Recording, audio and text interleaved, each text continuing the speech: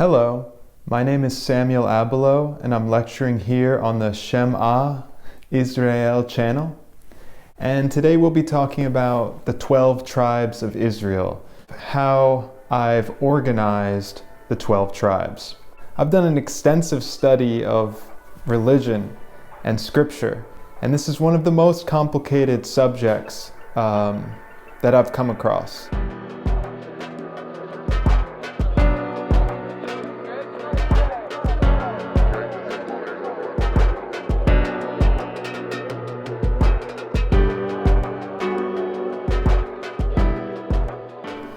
The incredible complexity is not only in the way in which Scripture refers in different places to this material, but in that this has changed and evolved over time and is linked to mystery. Truly, there is mystery involved. And so today we're going to walk through the way that I've organized this in just a simple way. I'd like to give sort of a basic overview of where I'm at with the 12 tribes.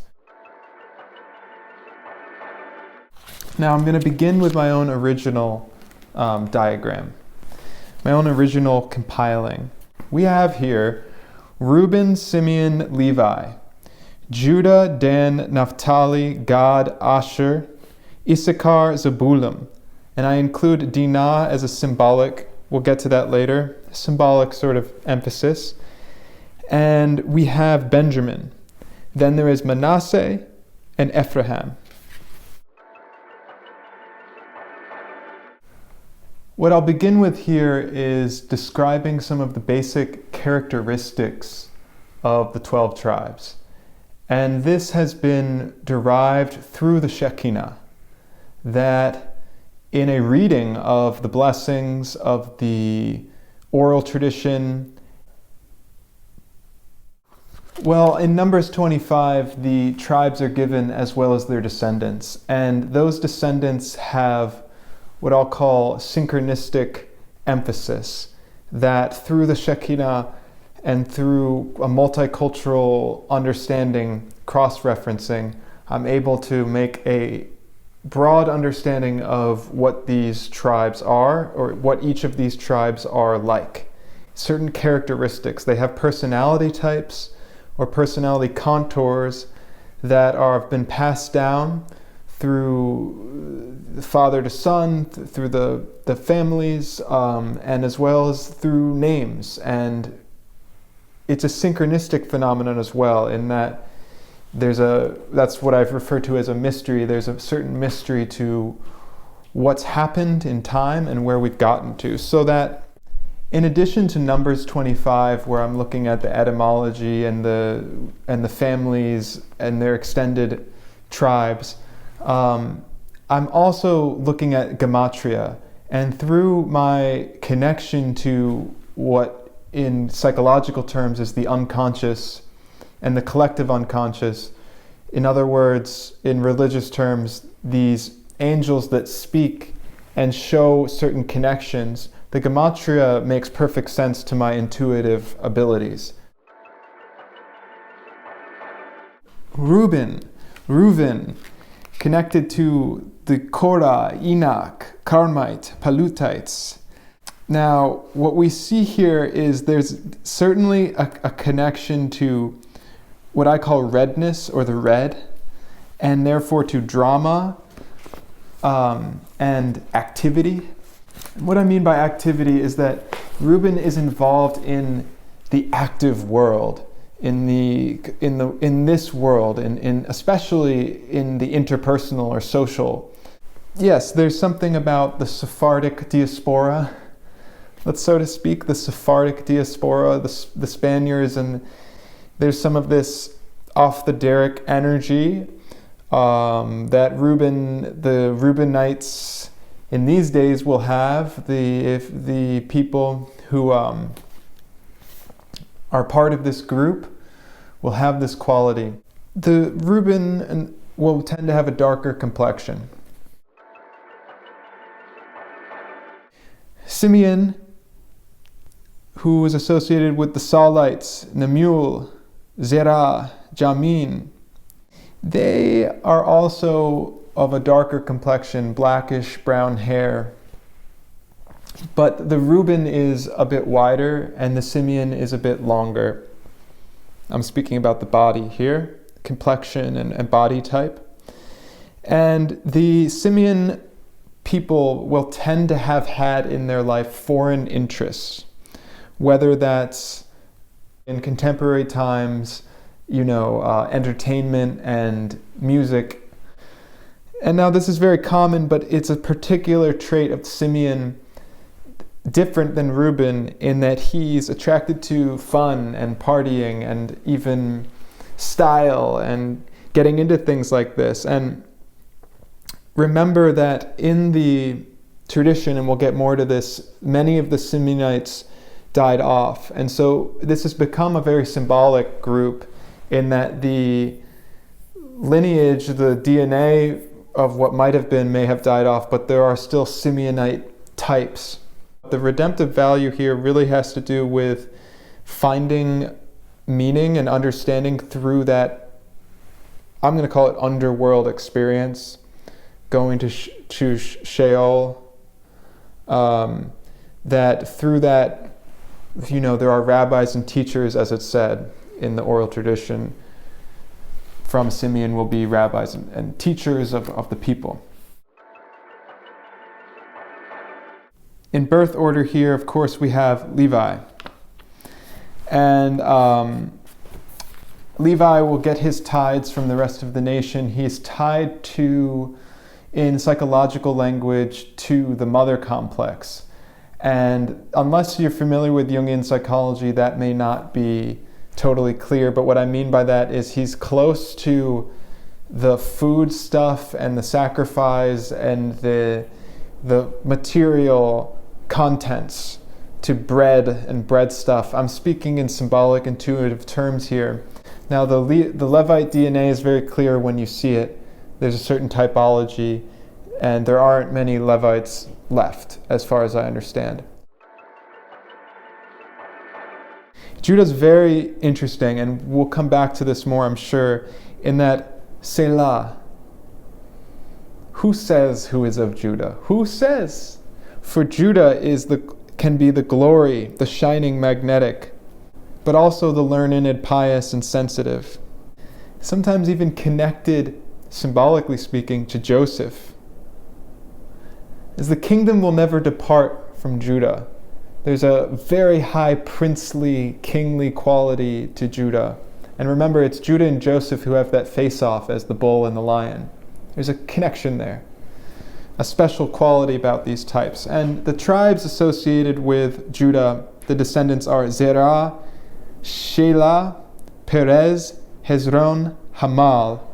And there's a diversity here that Judah can range from what we think of as that classic Jewish look, that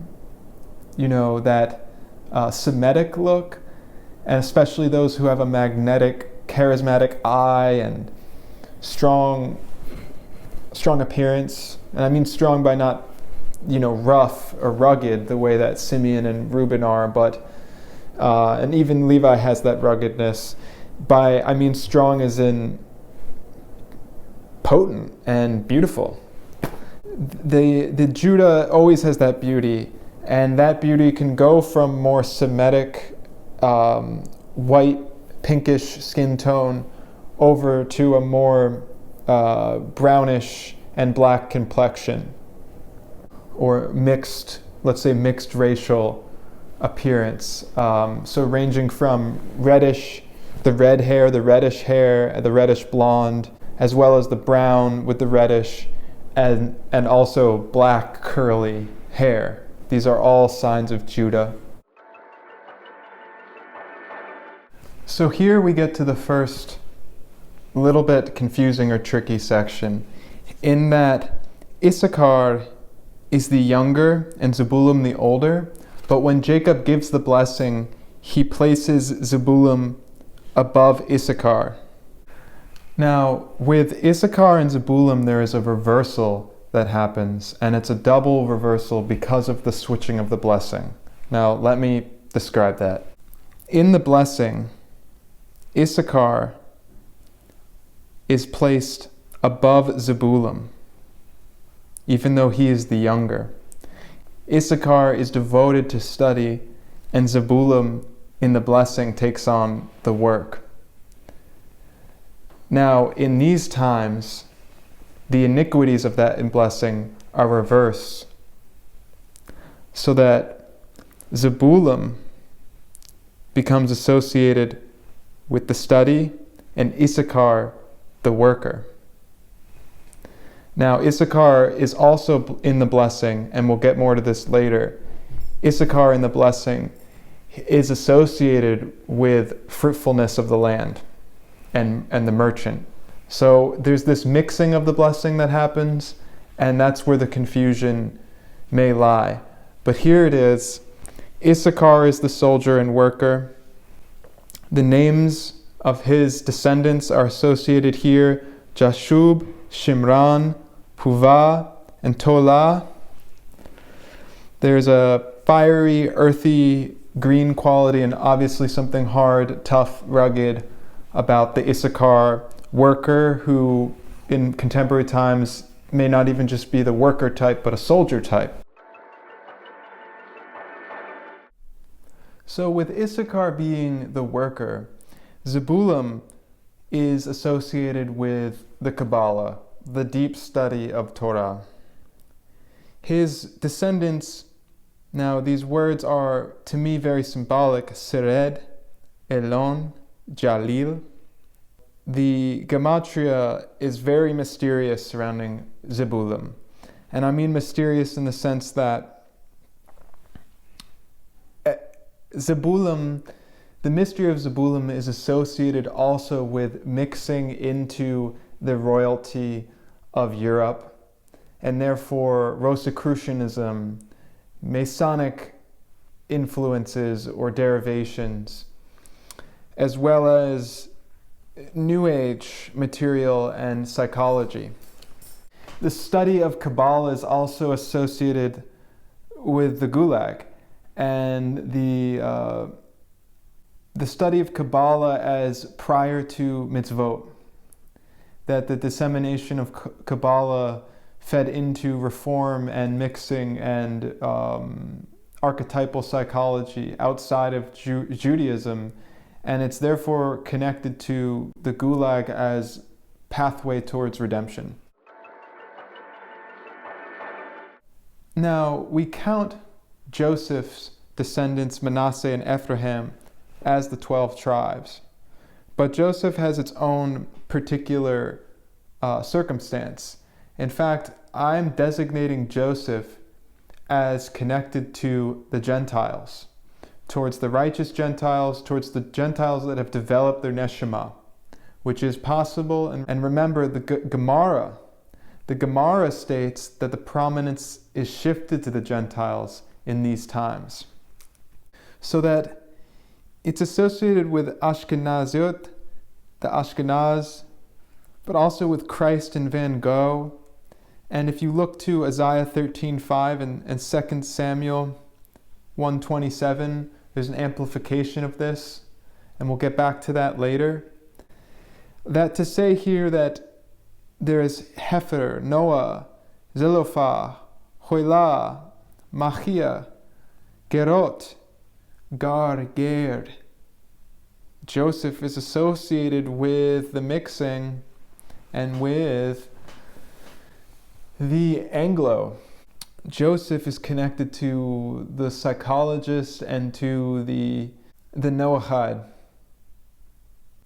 those who conquer the mixing world, which is like an underworld, a multitude,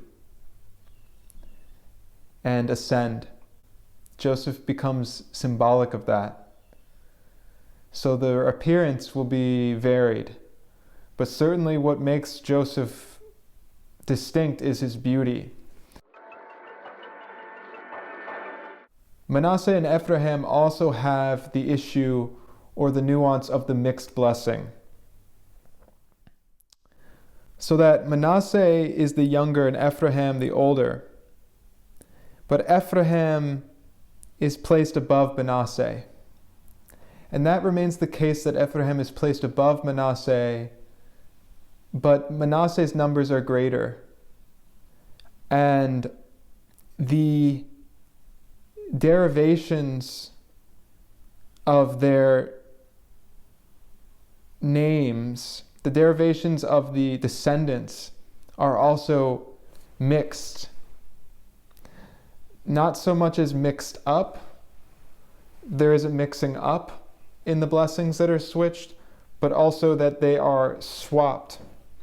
In that Manasseh has these descendants, Helek, like Helen, Machir, ovoid, in Gematria, Gilead, and Iazir, and is associated with the Ionian. Here in the Helek, Gilead, and Iazir is reference to the connection to the Greek and the Greek philosophers, and to the near Europe, Mediterranean. But that is transferred over to Ephraim, and Ephraim's descendants, which are listed as Shuthilah, Beher, and Tahnite, and as well as Azriel, Shechem, and Shemida, they are transferred to Manasseh, so that Manasseh is associated, for example, with the Tahanite, the Eastern Tahitian. But Manasseh is also associated with Shechem and Shemida, Shechem and Azriel being Anglo, British, Irish, Welsh, and Shemida being mixed. Shemida being the root soul.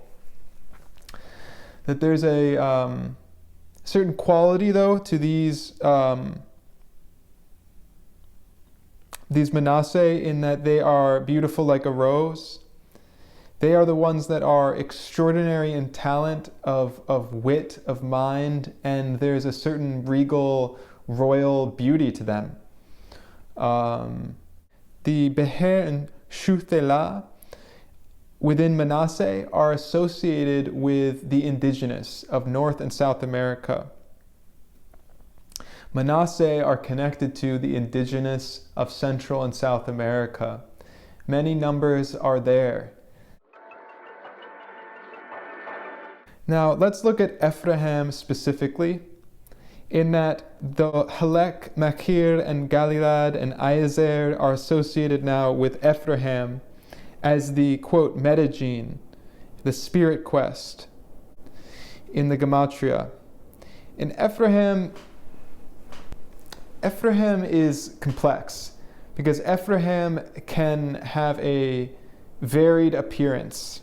Anywhere from Semitic, with that sort of Eastern, you could say Mongolian, Eastern, Poly-Asian look, and the Semitic look mixed, the blackish hair, brownish hair, and this very prominent face that is much more different than when we talked about Judah and Levi.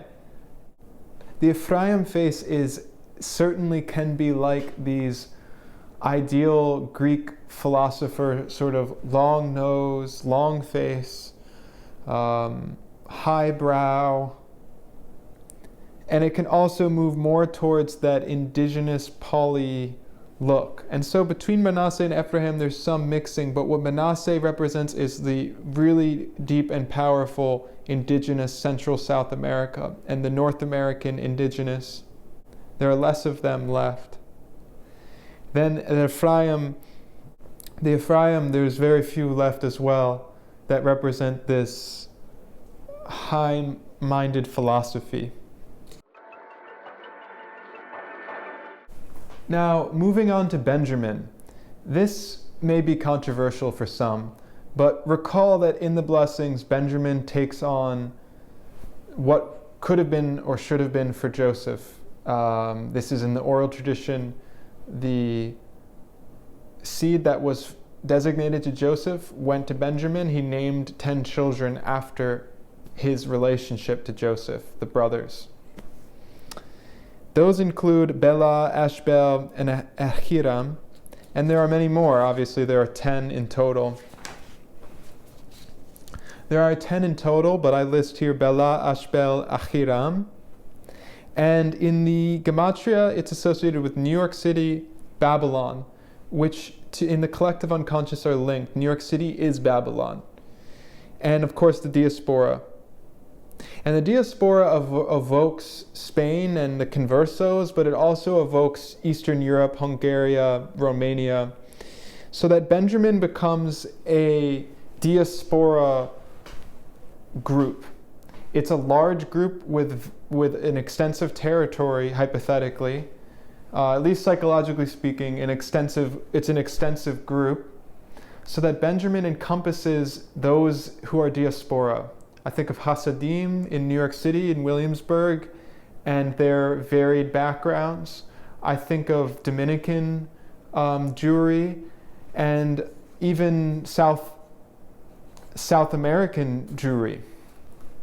That those who have mixed and become part of Bella is beautiful, maybe the Venezuelan, the Argentinian, Dominican, Ashbel, that mixed beautiful look of the diaspora, Ahiram.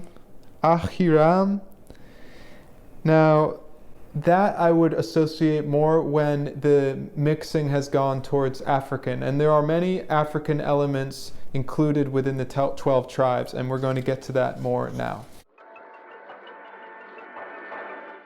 Dan mentions the Shuchamite, Shula, dark beauty, I say, especially extroversion, simply forward as it is, very confident, dark complexion, dark hair, strong features, sensual person, embodied person, forward-looking, positive person.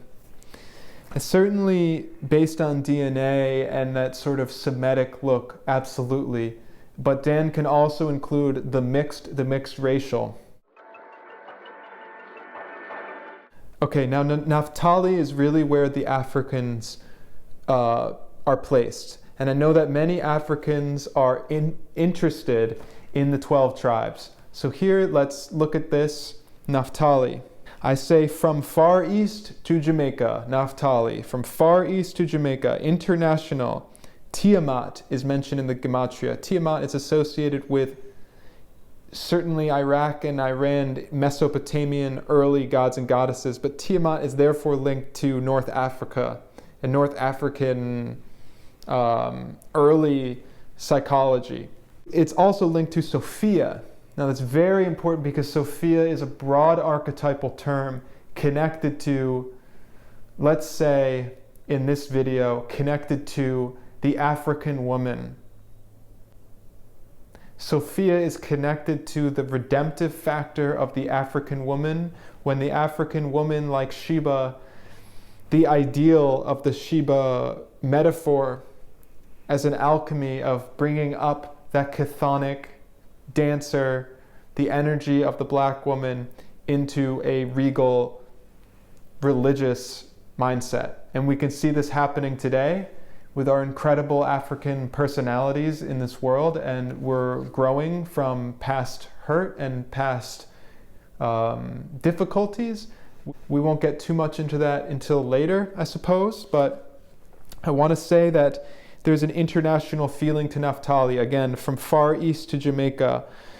There's an exile, Christian and exotic influences in Naphtali.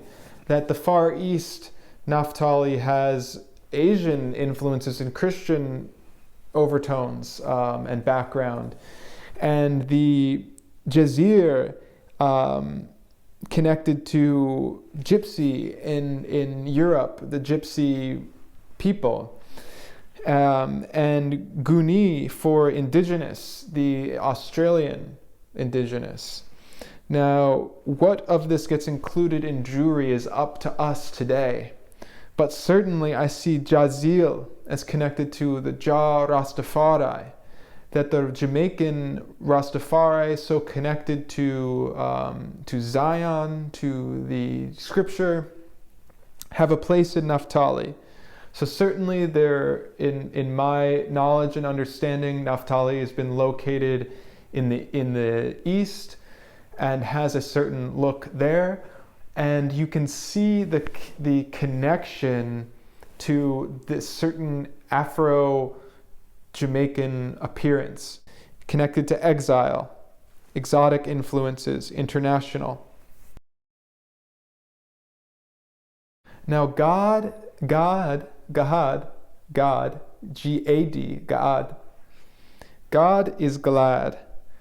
Very Semitic, the Arabic, Persian influence, let's say, Bukharian, certainly wider, jolly, Arad, Ariel, Zephonite, these are the names, Hajjai, Shun, Shuni, Oznite. These names, Hajjai, Shuni, Shun, are connected to Persia, Turkey, Iran, Iraq, Ga'ad. Asher, they say the descendants of Asher. The descendants of Asher, we have Imna, Ishvi. They're connected to, that Asher is connected to craft, finery, and of course, famously in the blessing, exceptional beauty. This can range from dark brown to gold hair, brown with the blondish hints. Certainly many blonde, beautiful aesthetic types interested in fine quality, whether it's clothing or whether it's paintings and music. These are the people interested in aesthetics and who beautify themselves and are associated with love and romance and poetry, and in a spiritual sense, the design and life and the fine things of life, craftspeople, and so forth.